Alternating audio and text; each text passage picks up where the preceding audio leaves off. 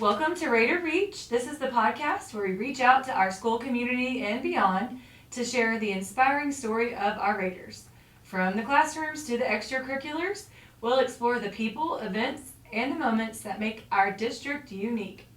Thanks for joining us. Let's dive in and tell our Raider story.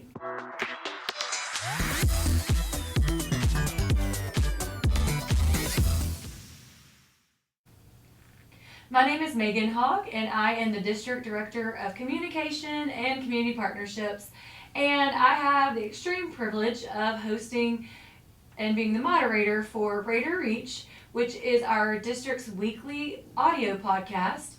We're in our second season, kind of winding down, but we have really enjoyed having different guests on, especially this season as we take a deeper dive into classrooms and programs that probably a lot of people don't know exist or they haven't had the opportunity to explore. So one of those is what we'll be talking about today, and we have some very special educators here from Lumberton Intermediate School. If you don't know, Lumberton Intermediate School is our grades 3 through 5 campus, and today I have Miss Kerry Cook. Hey, Kerry. Hello. And Miss Valerie Gill. Hello, Valerie. Hi. And they are here representing MTSS and going to tell you what kind of interventions that they offer at the intermediate school and what that looks like on that campus. So we want to get to know our guests first, and we're going to start off with Kerry. Kerry, tell us a quick version of your educational journey, how you ended up where you are now. Okay, I started 36 years ago at Kirby Elementary in Stillsby, Texas. Okay. I was in a 2T classroom. Okay. That had 2 teachers in it. Okay. I went from there to first grade. I taught that for about 9 years, and then I did 4 years of reading recovery. And this was back when RTI was just beginning to be implemented. So I was the one who implemented. I implemented the RTI program on Kirby Elementary campus.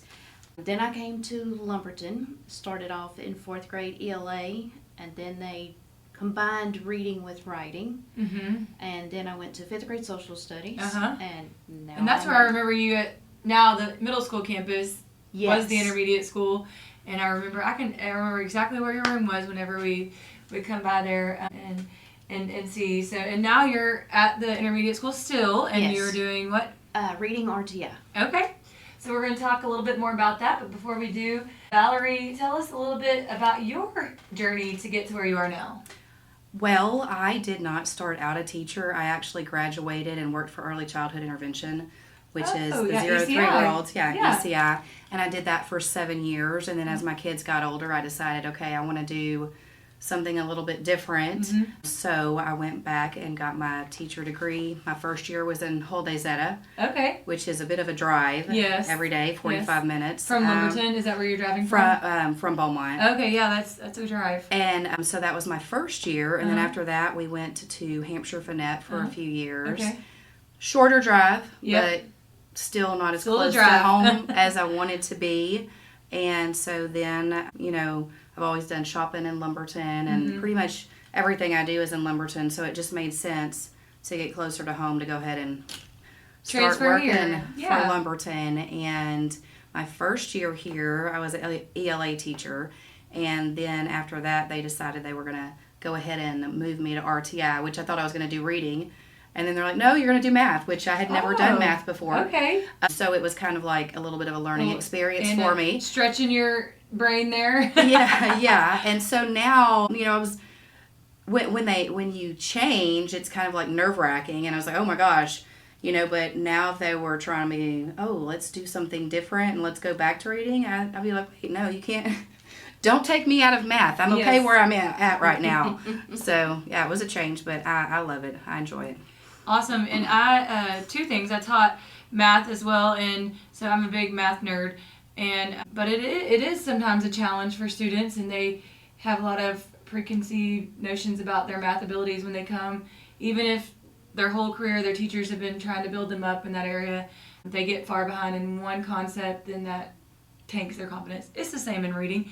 But then my other thing I was going to tell you, when you said ECI, that's awesome. I'm a huge ECI person because ECI was helpful to identify a speech issue with my oldest son, and he's now 16.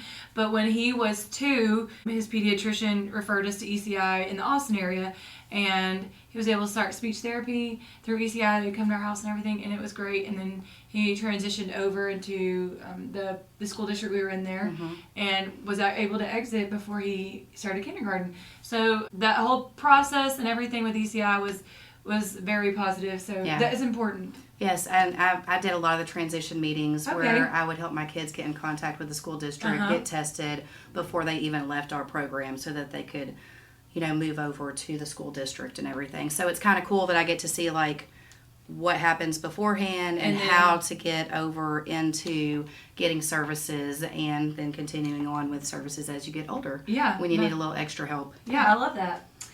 So we also want to mention that you guys have another partner that you work with in intervention at the intermediate school in the dyslexia part. Yes. And that's Miss Hawthorne, and she was going to come on and be with us today too, but she wasn't able to make it. And I know she plays a big part in the dyslexia piece there with Miss Hill and Miss Toller, who also work with you guys as well.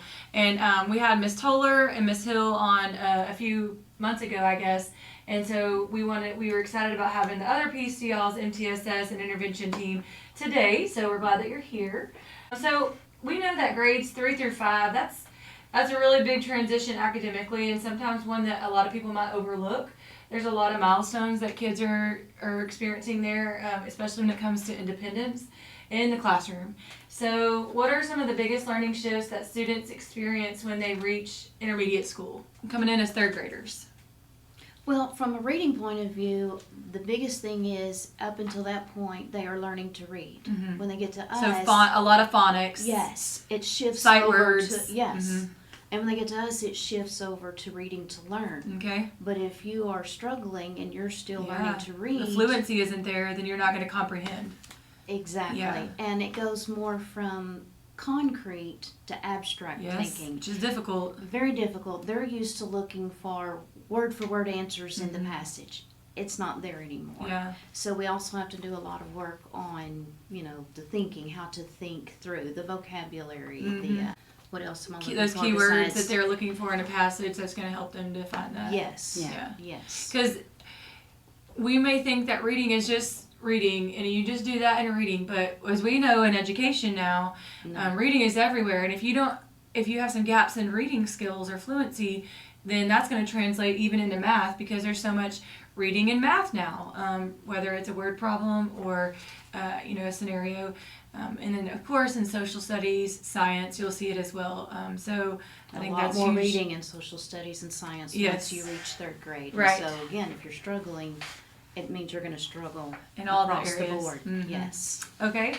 And then what about math? Is you see a lot of their fundamentals, it starts to build on those fundamentals? Right, and you had mentioned word problems. As they get older, they get much more intense and difficult to understand what you're supposed to do. So you're really having to think about it. Multi-steps. Right, it's not as like straightforward, Right. just simple, I'm just going to add this or I'm just going to subtract this. So it's a little bit harder for kids to understand those concepts and to kind of think the problems through and imagine what's happening to be able to, move forward and answer questions. So. Yeah.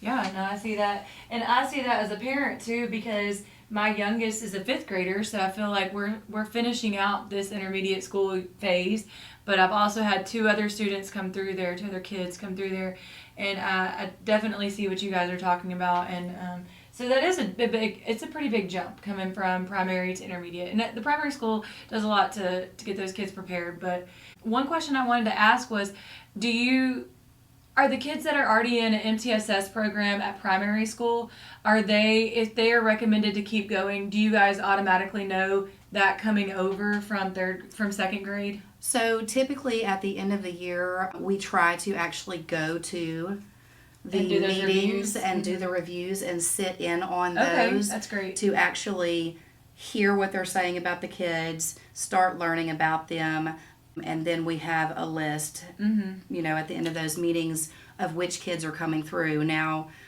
end of the year is always a crazy time. Yeah. So if we're not able to go to those meetings specifically, we always transfer our spreadsheets over, and so we know who was receiving. Same from going from you guys to middle school. Yes. Okay. Yes. So we just kind of hand everything over to them, and they can pick up where we left off. And like we talked about with middle school the other day, I'm sure it's kind of similar for you guys, but MTSS, RTI, it's a very fluid process, so you're constantly looking at data on how those students are doing on those screeners, especially the three big ones, the beginning, middle, and end of year. Right. And there can also be some new kids popping in and getting on your radar, some that are exiting, and then everything in between, right? Right. Yes. We have the 3 times of year that we meet and really do data dives. Who's included in those meetings? Both of us are included on those, and we normally have an administrator that sits in, and the students' teachers. So they're in there as well. So sometimes we have to talk about reading and math. Sometimes it might just be a reading student or a math student. So we really kind of look at the whole student from all angles and, make decisions from there. So when we have a student that begins struggling in intermediate school, what are some of the first things that your MTSS team looks at to determine how to help them? I would say, first of all, we try to look at, is the deficit a performance deficit or is it a skill deficit? Okay. So are they just not motivated? And so we're worried about them, or is it truly they don't understand the concept, because a lot of times it is hard to get kids to be motivated to do different things. So that's one of the first things we kind of talk about to their teacher. And then we just kind of go from there. We look at the universal screening data. We look at their current grades. So, it's just really kind of a whole experience as to what they're doing. Progress monitors that the classroom teacher does within her classroom. If she's working in with that them tier 1 instruction? Yes. Yeah. And if the progress monitors show, that there's an increase, then that means what you're doing is working. We leave it alone. But if you're making no progress or going down, that shows a need for something a little more intensive. Okay.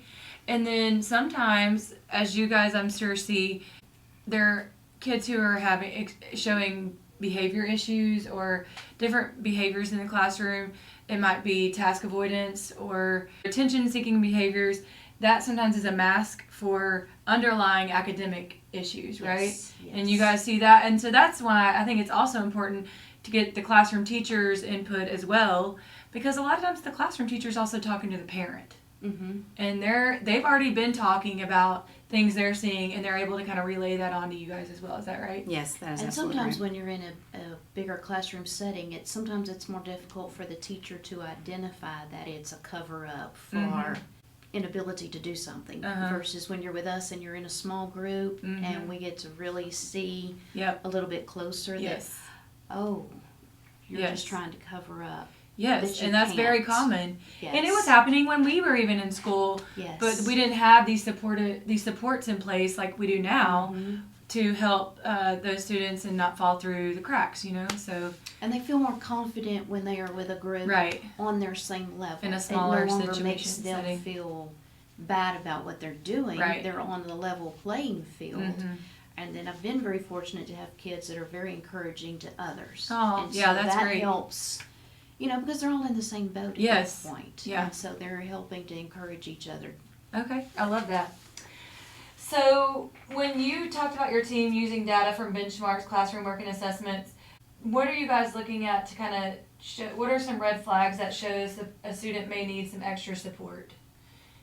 Are you looking at different TEKs and trying to identify those gaps then, or is that later on in your process where you're trying to see where those gaps are? Well, generally the screener is going to identify if there's a large gap, and then we're going to talk about them. And if we decide, yes, we think they need to start being pulled out for intervention, then generally we can look even deeper to specific skills as to what they need to work on. Because for some students, it may be a wide range, but because they could have been absent, or maybe they had an illness for an extended period of time and they missed out on some foundational things. and they just need to recover that, and they maybe can move on, right? But for some, it may be a little bit more intensive intervention to try to bring them up to speed. And the universal screener that we use is very good at identifying the exact. So it's more individualized for the student. Yes, Okay. and we can actually run a report from that. This child needs prefixes. This child needs short vowels. So it really helps us pinpoint where we need to start, at least from a reading point of view. Yeah. I don't know. Yeah, it shows different skills. There's focus skills that it points out, and you can drop down to that level and then fill in those gaps. Okay. Well, that's comforting to know, especially as a parent, to know that they don't have to start back at square one and take time to talk about and explore things that they do already know. It's individualized for them. Yes. Okay. So intermediate school is when those students begin developing that stronger independence. What are some things that you guys do at MTSS that help those students to take ownership of their own learning? I would say sometimes it's hard for students to take ownership of their learning or their lack of learning. In a larger classroom, we could say, oh, well, so-and-so bothered me, or I couldn't stay focused, or this, different things that reasons they would not do well or that they would do well. But when they're in a smaller group with us, there's fewer distractions, there's fewer pointing fingers at other people, and it's like we can really dive in and say, okay, look, this is what happened, this is what you did. They know what they know. And they're able to kind of monitor their own progress and see that they're growing, and they see progress for themselves. Right. So before, I test my students again for a progress monitor in my classroom, I'm like, okay, this is where you are, and we want that number to go up. Okay. And then as soon as they're done with testing it with me, I pull them back up, and for me, I try to make it fun and worthwhile and try to encourage them, and I'm math, so they can earn money with me. Yeah. So if their scores go up, they get money, they get to buy cool stuff. It's just an extra way to get them to try a little bit harder. Whereas before, maybe in the typical classroom, it's not that they don't know all of the skills, but maybe it's just like why, they don't understand the why. And so when they're in a smaller group with us, more of the intrinsic, I think we can kind of dive deeper and they understand the why, and they can really have those one-on-one conversations of, look, this is what you did and this is where you are now, that's amazing. And we can actually break apart their scores. Well, this last test, you did really well and you took 40 minutes on it. Oh, yes. So we can we can break down stuff much further for them because we do have smaller groups. Okay. Is that kind of similar with the reading side of things? Exactly. I always go over it with them before and remind them, oh, we're working on, silent E. So they can see how well they did compared to the last time. Okay. That's awesome. And so one more question, and then we're going to take a little quick break and do something different. But at the intermediate school, what does that intervention schedule look like for y'all? How has that worked into a student's day? They don't have the class periods that they change from class period to class period to class period like they do in middle school. So is it a pull-out or? So for the majority of our Tier 2 and 3 students, we are able to pull most of them where they get to come and see us. During Raider Pride time. Okay. So that's kind of like their special pull-out time that allows them to come to us. Without missing instruction. Without missing their instruction. And so, kids that are both reading and math kids, maybe they go to her 2 days a week and me another 2 days a week. So it's during that time where they're not missing any other instruction. Or electives like PE. Yes, because you don't want to miss art. Yeah, that's a big break for some of them, and that's good for them to be able to go to. So they're not necessarily pulled during that. Okay, so y'all schedule affords that. All right, that's awesome. Okay, well, we're going to take a quick break and get to know our two guests today a little bit. These are kind of just some fun quick fire questions to get to know their personality. You guys ready? Yeah. Sure. Ready. Okay.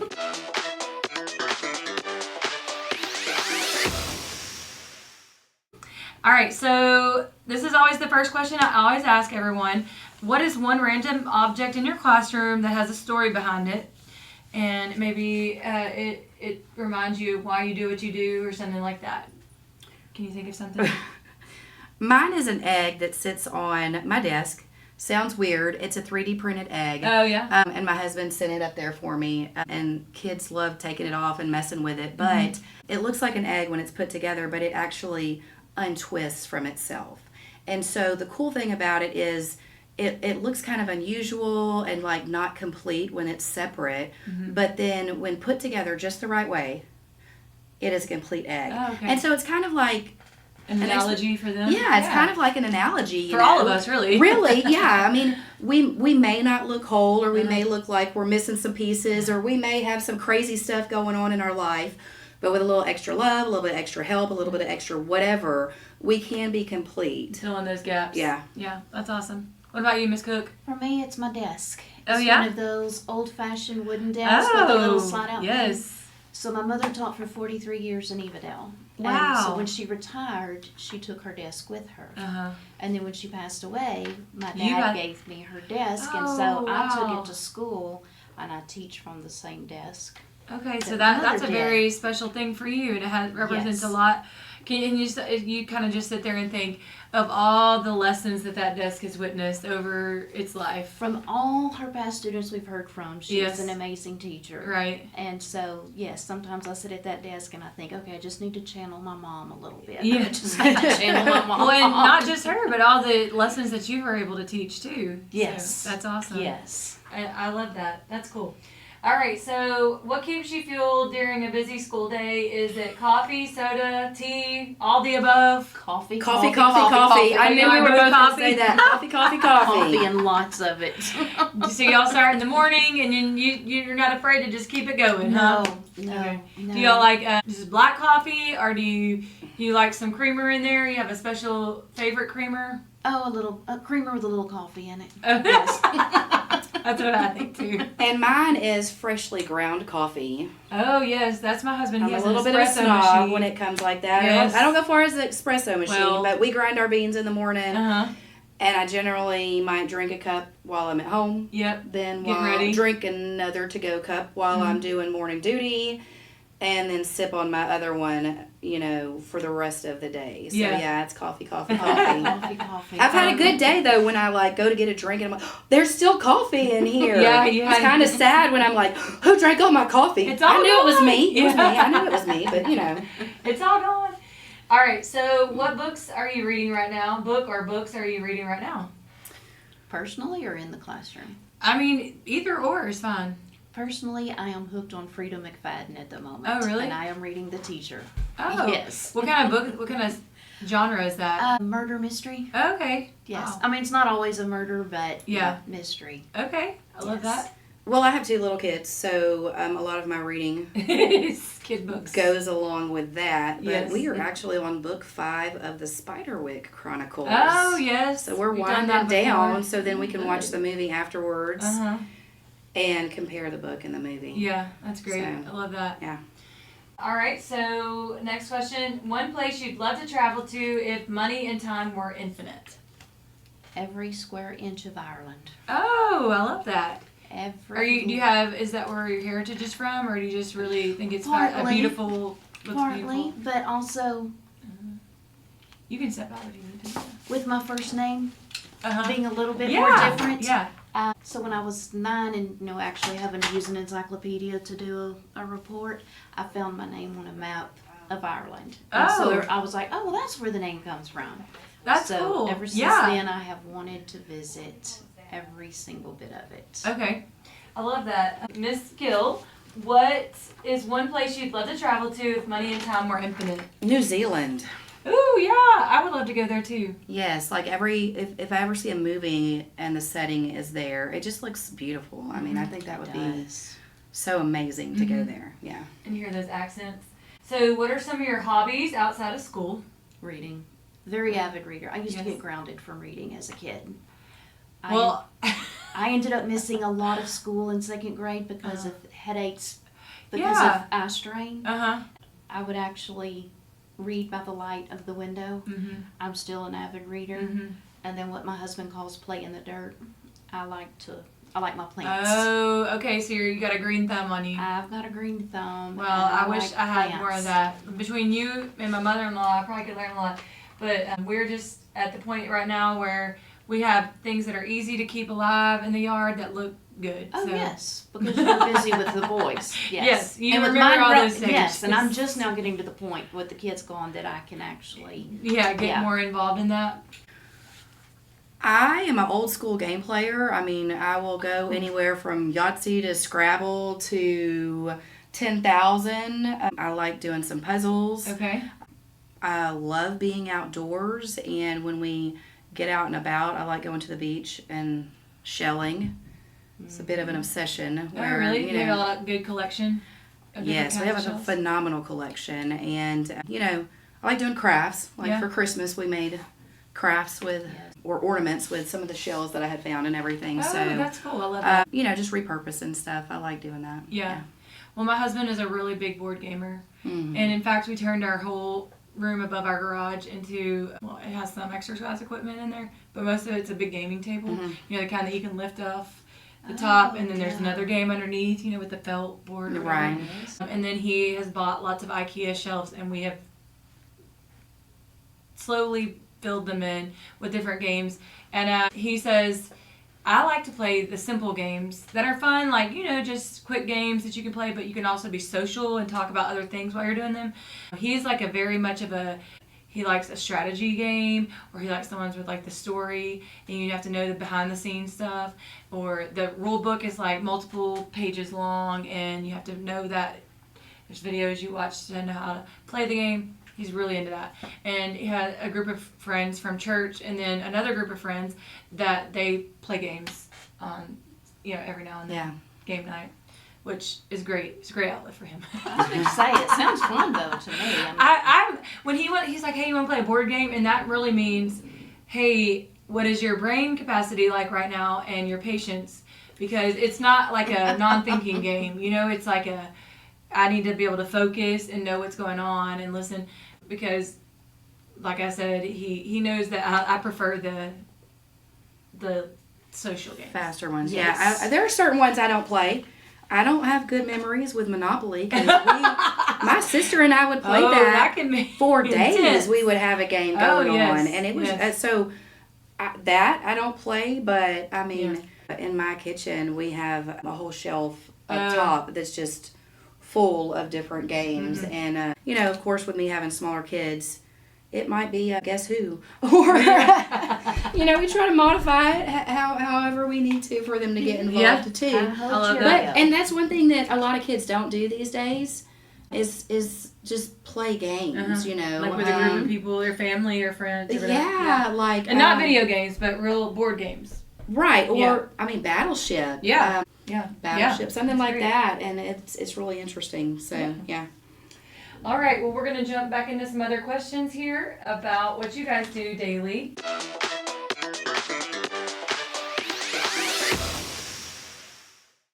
So let's talk about those intervention strategies. Sometimes they might be called strategies or tools that you teach those kids. What are some of those that you teach kids that have been especially effective for students at the intermediate school level? Well, for me, I've noticed a trend, like, for kids not memorizing like their multiplication facts. Mm-hmm. But man, I tell you what, kids can sing words to songs. So I've incorporated some of the songs that one of our third grade teacher uses. Yeah. And we do multiplication songs. I love that. And they may not be able to think of it off the top of their head, but they sure will sit there and sing through that song and be able to tell you what it is. I used to do that, not with multiplication facts, I think that's cool, but with like how to multiply fractions, dividing fractions. I mean, all the little jingles, little sayings and stuff, or tell little stories that go along with in middle school when you sing them, they look at you like, but then they remember them, and they are singing that to themselves, and they're taking their test to remember how to do it. It's so great. I love it. Yeah, exactly. What about in reading? Well, I use a program called UFly. It's a phonics-based program, mostly for my 3rd and 4th graders. So to go along with each lesson, there is a game called Roll and Read, and it incorporates dice, and you have to roll it and put a marker if you read the word right. Well, I up it and make you put 2 markers on it. If not, then someone can steal your word. Oh, so it gets more competitive. It gets very competitive. Yes. There's a lot of back and forth, and by the time they get through with it, they have those words they got them down. memorized. Yes. I love that. That's fun. So what y'all are doing a lot is really incorporating a lot of intervention strategies into fun games and things that make it seem like it's not, I guess, traditional learning or Yes. rote memorization, but they really are. They just don't realize it. Yes. Yeah. It's Correct. not Make it tedious fun. worksheets. Yes. Know, Okay. All right. So you guys have an example of a success story where even maybe this year or in years past you've seen a student gain confidence or make significant progress with MTSS? I would say, I wouldn't even say this year or last year, or it's almost a daily. I mean, Yeah. there are certain things, like almost every day, you see a light bulb go off inside of a kid. Really great. You know, today I was working with a student that I haven't had coming to me very long, and he wasn't doing any of subtraction problems right. Well, I'm able to sit there and actually see what he's doing, you know, whereas even if he took a test, you can't necessarily go through every single problem and Right. see where that mistake is. But I was able to see where it was and be like, hey, this is what you're doing, and this is what I want you to think of every time you do subtraction. And then after that, he got all of them. It just clicked for him. Right. That's And this awesome. was a fourth grader, you know, Yeah. and it's like sometimes when we do have bigger groups, it's harder to see those, where is the breakdown. It's like we know that they're getting problems wrong, but what exactly is the mistake that they're making? And so today there's a success story. I mean, just about like almost every day Yeah. there's a kid doing something that they didn't do before. Yeah. Have you had kids that used to hate reading and when they leave you? That's so when I first started at RTI 3 years ago, I had a little girl who was so very far behind. She was in 5th grade, and she would tell me every day that she came to me, I hate reading, I hate reading. She didn't hate it, she couldn't do it. Yeah. Well, by the time she left, her family was moving. In fact, I keep the note in my room. She wrote me a note, and she said, because of you, I now love reading. Oh, that's so great. And you know, as a reading teacher, you don't want to just teach how to read. You hope to build a love of reading. Right. And so for her, I'm like, Yeah. mission accomplished. Yeah, I love that. Yeah. I tell you what, middle school, I think, has their students write thank you notes to a previous teacher. And I went into my box the other day and I pulled out, and it was in there, and I was like, a kid chose me of all the teachers Yes. that they could have, and they wrote a thank you note to me, and they're like, I'm doing so good. You know, and those are the things. It's filled your cup, didn't it? Well, yeah, and I mean, I hung it up there, you know, and when I need to hang up more, it doesn't go in the trash. Those things don't go in the trash. I just keep a little file of them, or But yeah, it's like, this is the why. You know, sometimes you ask, you're like, oh man, it's rough right now. Why am I doing this? And then you can sit there and you see that letter, and you're like, there's my why. That's right right. there. So you kind of need that reminder sometimes. But yeah. Yes. I get that. That's awesome. Okay, so we talked a little bit about this, but when we talk about the role that parents play in in MTSS, supporting MTSS in that process, what are some simple things that families can do at home to reinforce their learning, a student's learning? Just read with them. Read. Yeah. Just read across the board.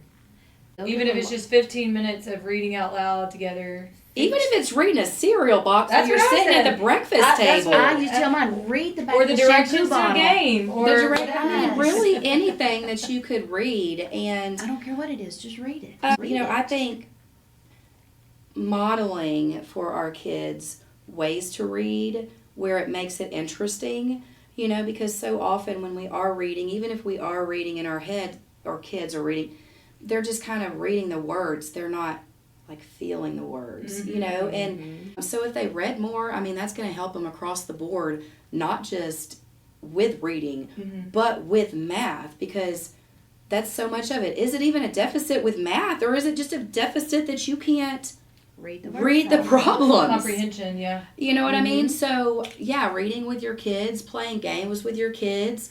I know with a lot of my students, you know, families swipe cards, but having like real money in your hands is not a common thing, you know. Getting the change back yeah, counting change back and everything, and that's one of the reasons that I use money in my classroom too. And they get to purchase things. Yeah. They get that in their hand, and they get to, you know, I work it with them on it, like, okay, this is how much it costs, this is how much you gave me, how much do you need to get back, you know, and so just those real world experiences that maybe we kind of lose track of, but every day, everything can be a learning opportunity. Like you were talking about the board games.